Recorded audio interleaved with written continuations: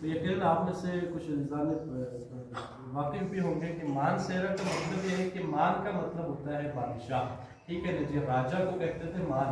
اور صحرا تو اس سے آپ سب واقف ہے، صحرا یعنی جو سر کا تاج۔ تو دیکھیں نا اس وقت بھی یہ مانسہرہ اتنا خوبصورت تھا جو کہ آج بھی ہے، کہ جو راجا تھا اس نے اس کا نام رکھ لیا جی مان سہرا، یعنی راجا کے سر کا تاج، ٹھیک ہے نا۔ تو یہ تبھی ہمیں پتہ چلتا ہے جب ہم اس مانسہرہ میں گھومیں گے اور اس پورے مانسہرہ کو ہم وزٹ کریں گے۔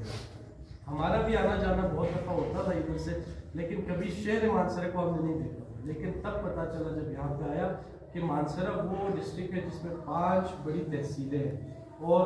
17,97,000 اس کی آبادی ہے، یعنی 18 لاکھ اس کی آبادی ہے، ٹھیک ہے۔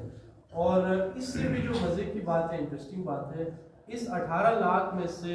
7 لاکھ جو ہے یہاں پہ سید ہیں، ماشاءاللہ۔ یہ بڑی جو ہے وہ بات ہے کہ سادات کی جو تعداد ہے نا وہ 7 لاکھ ہے۔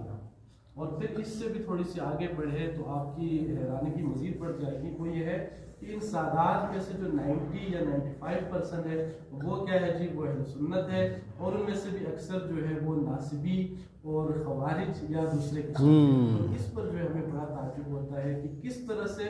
سادات اپنے آباء و اجداد کو بھول چکے ہیں اور اس راستے سے ہٹ گئے۔ اس کی